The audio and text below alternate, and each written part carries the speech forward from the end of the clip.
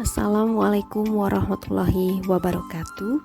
Bertemu kembali bersama Ibu Lina dalam mata pelajaran Administrasi Umum. Baik anak-anak, pada pertemuan sebelumnya Ibu sudah membahas mengenai pengertian dan jenis-jenis dari jabatan. Nah, sekarang kita berlanjut ke materi selanjutnya, yaitu tentang analisis jabatan atau job analysis. Mari disimak ya nak.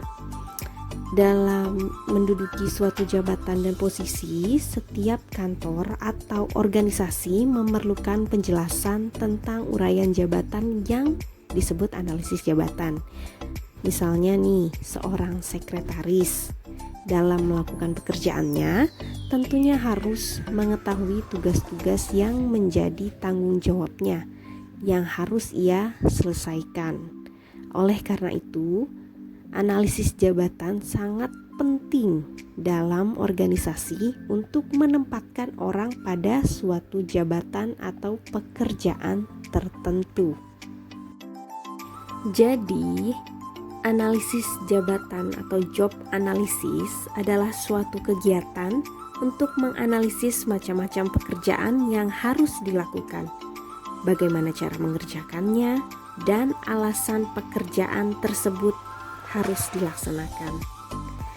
Analisis jabatan juga memuat informasi terkait suatu jabatan dan syarat-syarat yang diperlukan untuk dapat menduduki jabatan tersebut dengan baik. Dengan demikian, analisis jabatan akan memberikan gambaran tentang syarat-syarat yang dibutuhkan bagi setiap pegawai yang akan menduduki jabatan tertentu. Artinya, analisis jabatan merupakan pedoman untuk penerimaan dan penetapan pegawai serta pedoman kegiatan lainnya dalam lingkungan kepegawaian, seperti pedoman untuk melaksanakan latihan atau training, bisa promosi, mutasi, dan syarat lingkungan kerja. Oke. Next, nah, hasil analisis jabatan akan memberikan informasi yang berkaitan dengan hal-hal berikut. Di sini ada 3 ya nak. Yang pertama adalah deskripsi pekerjaan atau job description. Yang kedua adalah spesifikasi pekerjaan atau job specification. Dan yang terakhir adalah desain pekerjaan atau job design. Baik, yang pertama yaitu deskripsi pekerjaan atau job description, yaitu suatu daftar yang memberikan gambaran terkait tugas, wewenang, dan tanggung jawab pekerjaan yang akan dilaksanakan oleh pegawai yang bersangkutan.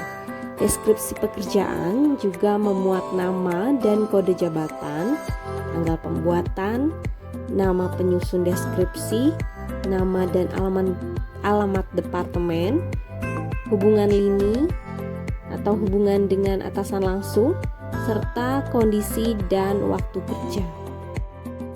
Oke, next.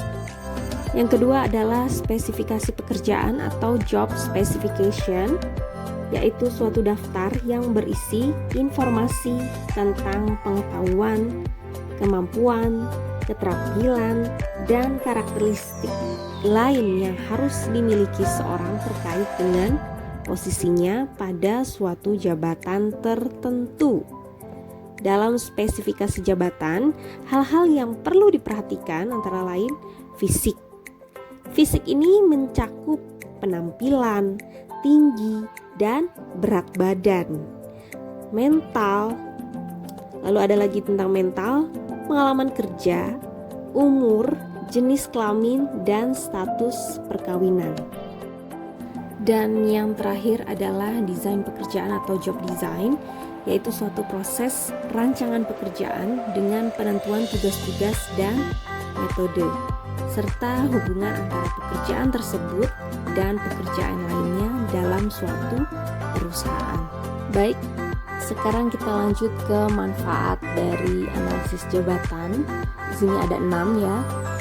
Yang pertama adalah perekrutan dan seleksi pegawai, kemudian kedua kompensasi gaji pegawai, 3 evaluasi jabatan, 4 penilaian prestasi kerja pegawai, 5 latihan atau training, dan yang terakhir adalah promosi dan penempatan pegawai. Baik, manfaat pertama adalah perekrutan dan seleksi pegawai. Analisis jabatan dalam proses perekrutan dan seleksi pegawai akan membantu perusahaan dalam menemukan pegawai yang cocok dan memiliki kompetensi sesuai yang diinginkan oleh perusahaan. Baik, yang kedua adalah kompensasi gaji pegawai. Melalui kegiatan analisis jabatan, perusahaan akan menilai bagaimana kompetensi seorang pegawai dalam melakukan pekerjaannya. Kompetensi dan prestasi yang memuaskan dari pegawai akan berimbas pada kompensasi gaji yang diterima pegawai tersebut. Baik, yang ketiga ada evaluasi jabatan. Senada dengan kompensasi gaji, kegiatan analisis jabatan sekaligus menjadi ajang evaluasi yang menentukan apakah suatu jabatan di perusahaan sudah dipegang oleh orang yang tepat ataupun tidak. Kita lanjut yang keempat, yaitu penilaian prestasi kerja pegawai. Nah, prestasi kerja pegawai dapat terlihat melalui proses analisis jabatan. Penilaian prestasi ini turut berimbas pada evaluasi jabatan dan kompensasi gaji pegawai. Kemudian lanjut ke latihan atau training. Kegiatan pelatihan atau training bertujuan meningkatkan kompetensi pegawai, baik kompetensi dalam bidang yang menjadi tugas dan tanggung jawabnya, maupun kompetensi dalam bidang baru. Kegiatan pelatihan umumnya ditunjukkan kepada para pegawai baru. Hal ini turut menjadi jalan untuk membuka wawasan pegawai agar siap menerima tantangan baru yang akan dihadapi dalam pekerjaannya. Baik, yang terakhir adalah promosi dan penempatan pegawai. Hasil analisis jabatan berpengaruh terhadap promosi dan penempatan pegawai. Para pegawai yang dinilai berprestasi umumnya akan mendapatkan penghargaan berupa promosi, yaitu naik jabatan ya nak.